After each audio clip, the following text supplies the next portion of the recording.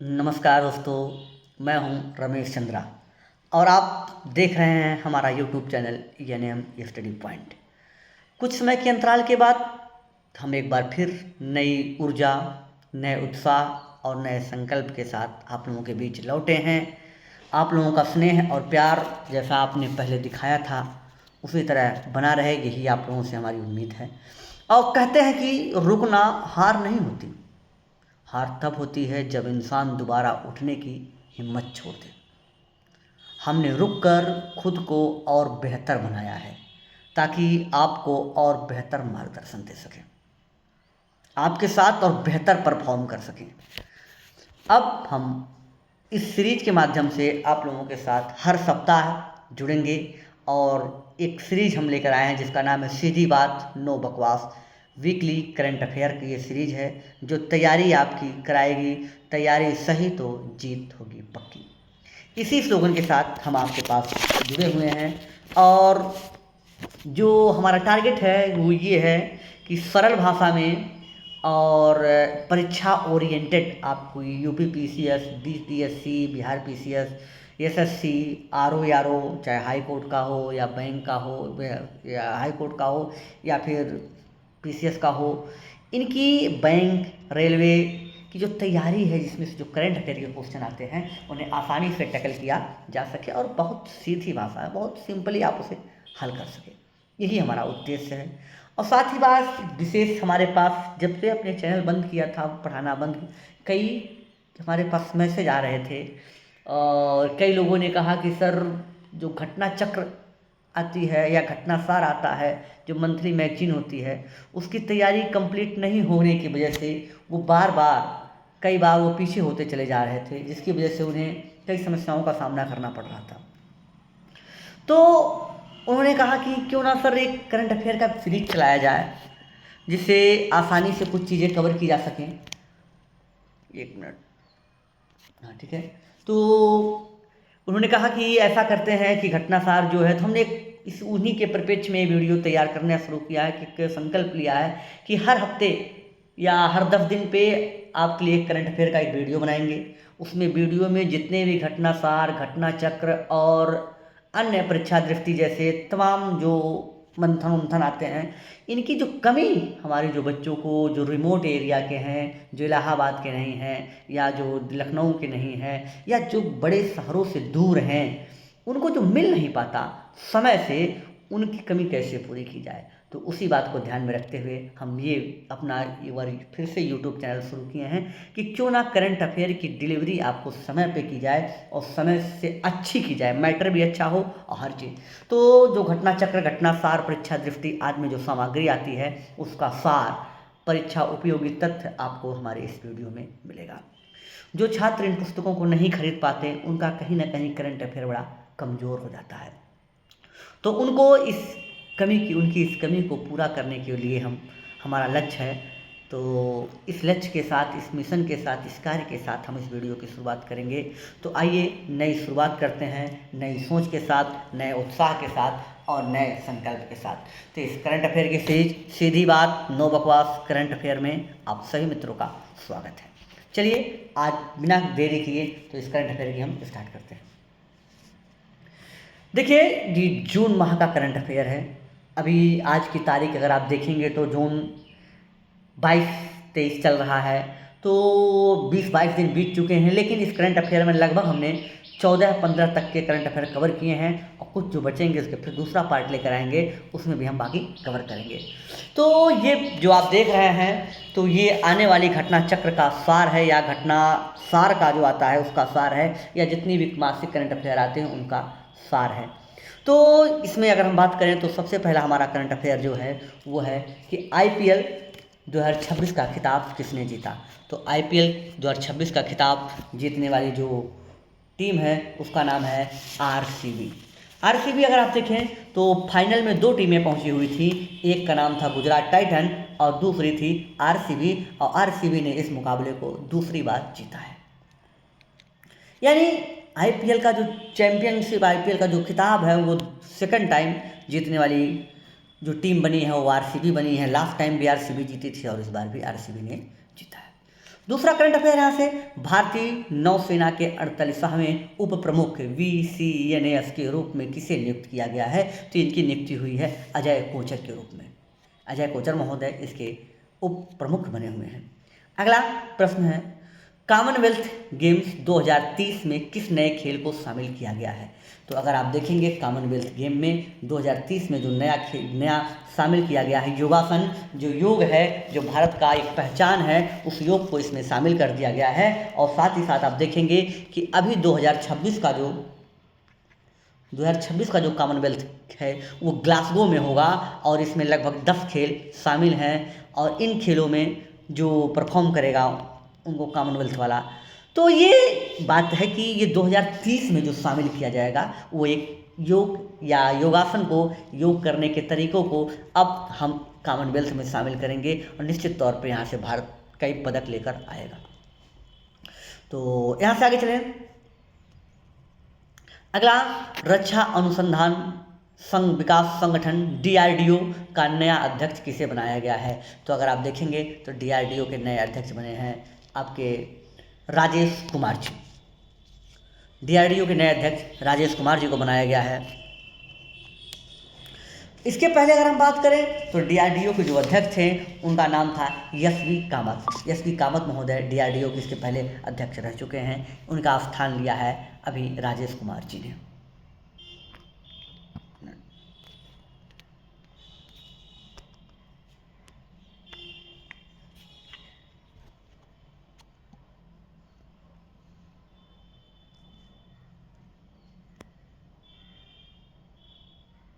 ठीक है, तो राजेश कुमार जी ने उनका स्थान लिया है। अभी अगर हम बात करें तो अगला जो प्रश्न हमारा है वो है, अहमदो अल अमीनी लो को किस देश का प्रधानमंत्री नियुक्त किया गया है? तो उन्हें नियुक्त किया गया है सेनेगल का। सेनेगल का प्रधानमंत्री उन्हें बनाया गया है। तो ये महत्वपूर्ण चीज़ें जो आपको हैं ये सभी परीक्षाओं के लिए हैं, ध्यान रखिएगा। इसके अलावा आप देखें, भारत और किस देश के बीच हाल ही में व्यापक आर्थिक साझेदारी समझौता CEPA लागू किया गया है? तो ये लागू किया गया है ओमान के साथ। सबसे महत्वपूर्ण, जो बहुत ही महत्वपूर्ण है, जो आपके एग्जाम के दृष्टि से हाल ही के पेपरों में देखने को मिलेगा और ये बहुत ही अच्छी पहल है कि 16 वर्ष से कम उम्र के बच्चों के लिए हाल ही में किस देश ने सोशल मीडिया पर प्रतिबंध लगाने की घोषणा की है? तो ये काम किया है मलेशिया ने और इस पहल के लिए मलेशिया की तारीफ होनी चाहिए। नो डाउट बहुत ही अच्छी पहल है और मलेशिया इसके लिए बहुत ही अच्छा कार्य किया है कि जो छोटे छोटे बच्चे हैं, जो 16 साल से कम उम्र के बच्चे हैं, उन्हें कहीं ना कहीं मोबाइल की लत लग जाती है और इस लत से बचाने के लिए बहुत बड़ा काम है। सरकार ने नियम लाया है कि वहाँ पे प्रतिबंध कर दिया गया है कि 16 साल से कम उम्र के बच्चों को मोबाइल की सोशल मीडिया का अकाउंट नहीं बना सकते। अगला सवाल है, हाल ही में कितने नए न्यायाधीश को सुप्रीम कोर्ट या सर्वोच्च न्यायालय में नियुक्त किया गया है? तो इसका सही उत्तर है या सही विकल्प है 5 नए लोगों को सुप्रीम नियुक्त किया गया है। इसके पहले हमारे पास संख्या 32 हुआ करती थी, लेकिन सुप्रीम कोर्ट ने अभी हाल ही में एक नियम बनाकर इनकी संख्या को बढ़ाकर 38 कर दिया गया है, 38 कर दिया गया है, जबकि 5 नियुक्ति के बाद अब संख्या हो गई है 37। अभी भी एक पद रिक्त है, उसकी भी नियुक्ति कभी भी सरकार कर सकती है, लेकिन अब वर्तमान में अगर आप देखेंगे अभी तक टोटल नियुक्ति जो हुई है वो आपकी हो चुकी है 37 तक। चलिए अगला है, पद्मश्री पुरस्कार से सम्मानित बशीर भद्र कौन थे जिनका 91 वर्ष की आयु में निधन हो गया? तो बशीर भद्र एक कवि थे, बड़े ही मशहूर, बहुत ही अच्छे बशीर भद्र जी की कविताएं आप देखेंगे, बड़े ही अच्छे कवि रहे हैं। अगला है, संयुक्त राष्ट्र महासभा के 81वें सत्र का अध्यक्ष किसे नियुक्त किया गया है? तो ये संयुक्त राष्ट्र यूनाइटेड नेशन जो काउंसिल है उसके जो अध्यक्ष नियुक्त किए गए हैं वो हैं खलीलुर रहमान जी। खलीलुर रहमान को उनका अध्यक्ष नियुक्त किया गया है। ठीक है मित्रों, तो अगर इसके हम आगे चलें तो अब चलते हम अगला जो करंट अफेयर है। अगला करंट अफेयर है, DK कुमार को हाल ही में किस राज्य के 18वें मुख्यमंत्री के रूप में नियुक्त किया गया है? तो उन्हें नियुक्त किया गया है आपके कर्नाटक राज्य के मुख्यमंत्री बने हैं DK कुमार जी। ठीक है, आगे चलते हैं। सीबीएसई यानी केंद्रीय माध्यमिक शिक्षा बोर्ड का अध्यक्ष किसे नियुक्त किया गया है? अध्यक्ष बने हैं लोखंडे प्रशांत सीताराम जी, ये सीबीएसई के नए अध्यक्ष बने हैं। सीबीएसई हाल ही में बड़ी खबरों में रहा है, चाहे सीबीएसई का एग्जाम हो या अन्य कई चीज़ों की लापरवाहियों के लेकर सीबीएसई लगातार न्यूज में रहा, तो उसे आप टैकल करते चलेंगे। अगला जो हमारा करंट अफेयर है वह समुद्री रक्षा क्षमताओं को आगे बढ़ाने के लिए किस संगठन ने under water drone programme launch किया है? तो संगठन का नाम है AUKUS, AUKUS, AUKUS ने इस प्रोग्राम को लॉन्च करने का काम किया है। फिर अगर हम देखें तो भारत की अध्यक्षता में पहली एंटी करप्शन वर्किंग ग्रुप की बैठक कहाँ आयोजित की गई? तो ये आयोजित की गई है कहाँ पे? नई दिल्ली में। ये बैठक का आयोजन कहाँ हुआ है? नई दिल्ली में। तो ये भी बड़ा ही महत्वपूर्ण है। क्या है ये? कि ब्रिक्स की जो हमारा ब्रिक्स संगठन है, ब्रिक्स खबरों में काफ़ी है, ध्यान रखिएगा। ब्रिक्स में 5 देश शामिल हैं, ये आपको पता होगा, क्योंकि अगली बैठक जो ब्रिक्स की होने वाली है वो भारत में ही होगी, इसलिए ब्रिक्स से हर परीक्षाओं में सवाल आना बहुत ही लाजिमी है, बहुत ही महत्वपूर्ण है। तो जहाँ जहाँ से सवाल आएंगे वहाँ से हम तैयार रहेंगे, बिल्कुल ठीक है। तो आगे चलते हैं। भारत की अध्यक्षता में पहली BRICS anti corruption working group की बैठक का आयोजन कहाँ हुआ है? ये हुआ है मित्रों नई दिल्ली में। अगला सवाल है कि मावेन MEVEN मिशन किस अंतरिक्ष एजेंसी से संबंधित है? तो इसका संबंध है जिसे हाल ही में समाप्त कर दिया गया है। एक मिशन था मावेन नाम का, जिसे समाप्त कर दिया गया है, तो मिशन है नासा का। ये मावेन मिशन नासा चला रही थी, इसे ऑपरेट करने का काम नासा कर रही थी, जो एक अमेरिकी स्पेस एजेंसी है। तो आपको एक होमवर्क दिया जा रहा है कि यूरोपीय जो एजेंसी है उसे स्पेस एजेंसी उसे किस नाम से जानते हैं और उसकी स्थापना कब हुई? आप कमेंट बॉक्स में जरूर डालें, ठीक है। और यहाँ से अगला सवाल जो हमारा है वो है कि विश्व पर्यावरण दिवस है ये किस दिन को मनाया जाता है? तो मनाया जाता है 5 जून को। अभी हाल ही में 5 जून को ये मनाया गया, जिसकी थीम थी, अगर तो देखें, inspire by nature for climate for future, कि हम प्रकृति से प्रेरित हैं अपनी जलवायु के लिए और अपने भविष्य के लिए, प्रकृति को ध्यान में रख के। ये हमारी थीम थी 2026 के 5 जून पर्यावरण दिवस की। तो यहाँ से आगे हम चलें। अगला सवाल हमारा है पद्म विभूषण पुरस्कार से सम्मानित डॉक्टर सुभाष कश्यप कौन थे जिनका 97 साल की आयु में निधन हो गया? तो सुभाष कश्यप जी एक राजनीतिक थे, एक पॉलिटिशियन थे, बड़ी ही अच्छे पॉलिटिशियनों में से उनका नाम शुमार होता है, ठीक है। अगर अन्य महत्वपूर्ण में बहुत मोस्ट इम्पॉर्टेंट में अगर हम देखें तो अगला करंट अफेयर हमारा मोस्ट इम्पॉर्टेंट है। दुनिया का पहला न्यूक्लियर डस्टबिन किस देश में बनाया जा रहा है? कि यानी यह बनाया जाएगा, यानी ऐसा डस्टबिन बनाया जाएगा कि जहाँ पे जितने भी न्यूक्लियर से रिलेटेड अपशिष्ट होते हैं उन्हें वो डस्टबिन में डाला जाएगा, कूड़े में डाला जाएगा। ऐसा बनाने वाला दुनिया का पहला देश फिनलैंड बन रहा है, यह एक यूरोप का देश है। आगे चलें तो अगला है हाल ही में किसे देश की पहली बार संयुक्त राष्ट्र सुरक्षा परिषद के लिए चुना गया है? किस देश को? यानी सवाल हमारा ये है कि कौन सा ऐसा देश है जिसे पहली बार, देखिए स्लाइड थोड़ी सी इधर उधर हो गई, 1 मिनट, हाँ ठीक है।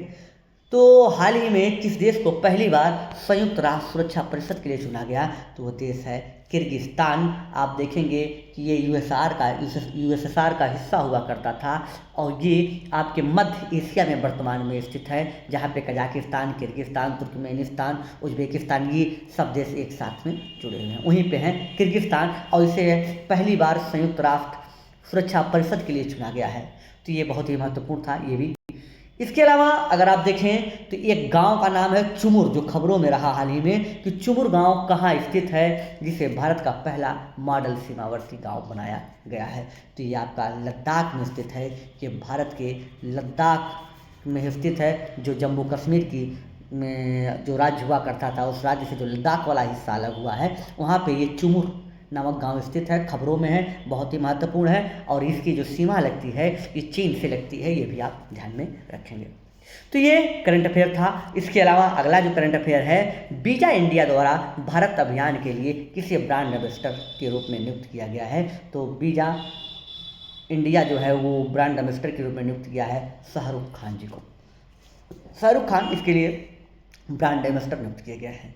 अगली जो खबर है वो है, कदमत द्वीप के पास पोटैटो पैच प्रवाल प्रजाति पानोवा ब्लैक्स की 1800 वर्ष पुरानी एक विशाल जीवित कॉलोनी खोजी गई है। वो कहाँ पे है? तो वो खोजी गई है लक्षद्वीप में, और ये जो प्रजाति है 1800 साल पुरानी है, बहुत ही पुरानी है। ये कोरल की प्रजाति है। कोरल अगर आप देखेंगे तो कोरल हमने बताया था जो सहजीवता के साथ रहता है, शैवाल और एक कैल्शियम की खाल होती है उसके तहत। तो आप कभी कोरल सर्च करिएगा और कोरल भित्ति देखिएगा, और विश्व की सबसे बड़ी प्रवाल भित्ति कौन सी है ये भी आप अपने कमेंट बॉक्स में डालिएगा। ठीक है, तो आगे चलें। यहाँ से अगला जो हमारा करंट अफेयर है वो अगला है, वकील से सीधे सुप्रीम कोर्ट की न्यायाधीश बनने वाली भारत की दूसरी महिला कौन है? तो ये उपलब्धि पाने वाली दूसरी महिला है वेंकटा सुब्रमण्यम मोहना। ये ऐसा होने वाली दूसरी महिला है। अगला सवाल है, एआई डिजाइन वाली माजोराना 2 क्वांटम चिप किसने लॉन्च की? तो ये लॉन्च करने वाली जो संस्था है, जो कंपनी है, उसका नाम है माइक्रोसॉफ्ट ने लॉन्च की है। एआई वाली पूरी एआई से डिजाइन की गई है और एआई के आधार पर बनाई गई है, और इसका नाम है माजोराना 2।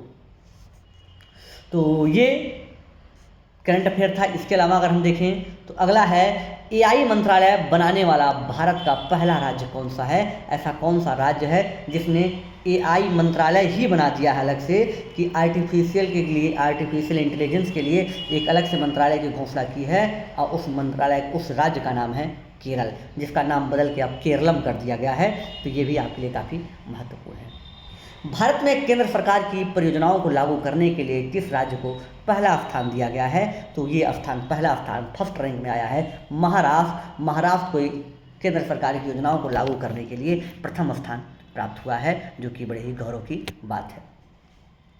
भारत की पहली निजी मरीन गैस टरबाइन सुविधा किस राज्य द्वारा स्थापित की गई?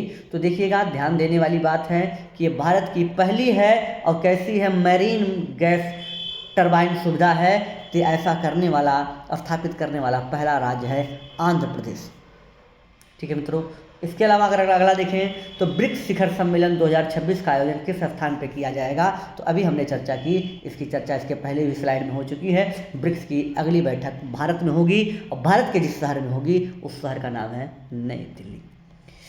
और ब्रिक्स में हमने आपको बताया कि कौन कौन से देश शामिल हैं। तो ब्राज़ील है, रूस है, इंडिया यानी भारत है, चीन है और साउथ अफ्रीका। ये 5 देशों का एक समूह है, और ये 5 देशों के समूह में हर बार जो बैठक होती है इसी सर्किल में चलती है। जैसे पहले ब्राज़ील में हुए, फिर रूस में हुए, फिर इंडिया में हो गई, फिर चाइना में, फिर साउथ अफ्रीका में, उसके बाद फिर ब्राज़ील में, ऐसे ही सर्किल में बैठक चलती रहती है। तो इस बार बैठक का जो जिम्मेदारी मिली है वो भारत को दी गई है, और इसकी बैठक भारत में कहाँ पे होगी? नई दिल्ली में होगी। 1 मिनट हो गया, अगली स्लाइड आ गया। तो आप इन करंट अफेयर की एक नोट्स भी बनाते चलिए, जिससे इन चीज़ों को आसानी से आप कवर भी कर सकें। स्लाइड को रोक कर या स्क्रीनशॉट लेकर आप लिख लें। आपके पास एक नोट्स होना चाहिए आपके, जिससे छोटी सी एक नोट्स होगा, जिससे आप बार बार रिवीजन कर सकें। हालांकि हम इसका PDF आप लोगों को अवेलेबल करा देंगे, लेकिन नोट्स अपना किसी PDF का अल्टरनेट नहीं होता। बहुत सुंदर नोट्स, बहुत अच्छी चीज़ है। आप लिखेंगे, एक बार आपको याद होगा, और याद होने के साथ साथ उससे आप बार बार ये काम कर सकते हैं। चलिए तो आगे चलते हैं। अगला सवाल हमारा है, या अगला करंट अफेयर, सरकारी इस्तेमाल के लिए हाल ही में किस राज्य सरकार ने इलेक्ट्रिक वाहनों को अनिवार्य कर दिया गया है? यानी कोई भी अगर सरकारी काम करने के लिए आप चाह रहे हैं तो आपको इलेक्ट्रिक वाहन से जाना होगा। ऐसा करने की योजना बनाया है सबसे पहले, बहुत ही पर्यावरण के लिए बड़ा ही अनुकूल योजना बनाई है, बहुत अच्छा काम किया है। ये करने वाला भारत का राज्य है, पहला राज्य है उड़ीसा। उड़ीसा अगर आप देखेंगे तो आपदा के लिए बड़ा ही ऐसा क्षेत्र है जहाँ पे बार बार आपदाएं आती हैं, खास करके उष्णकटिबंधीय चक्रवात बहुत आते हैं, तो उनको भी आप ध्यान में रखेंगे। इसके अलावा कौन सा देश भारत का तीसरा सबसे बड़ा तेल सप्लायर बन गया है? तो भारत में सबसे अधिक तेल सप्लाई करने में तीसरी रैंक आ चुकी है वेनेजुएला की, जो काफ़ी पीछे हुआ करता था। अब हम अपनी तेल पॉलिसी यानी ऑयल पॉलिसी को शिफ्ट कर रहे हैं कि धीरे धीरे हम अपने पार्टनर को चेंज कर रहे हैं, जिसकी वजह से हमारे यहाँ तेल की जो समस्याएँ थी वो तेल की समस्याएँ कम होती चली जाएंगी। ठीक है, अगला करंट अफेयर है, कौन सा देश संसद रत्न पुरस्कार 2026 के लिए कितने सांसदों को गया है? तो संसद रत्न पुरस्कार के लिए टोटल 12 सांसदों का चयनित किया गया है जिन्हें यह पुरस्कार दिया जाएगा।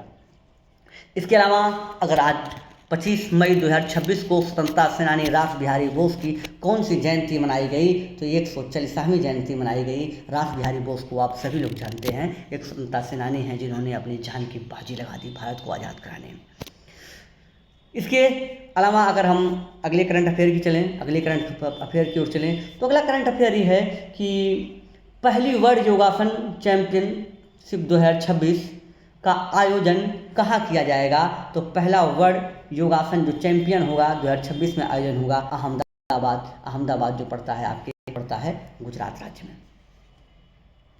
चलिए, इसके अलावा आगे चलें तो आगे जैसे हम बढ़ेंगे तो भारत को पछाड़ कर कौन सा देश 5वां सबसे बड़ा शेयर मार्केट बन गया?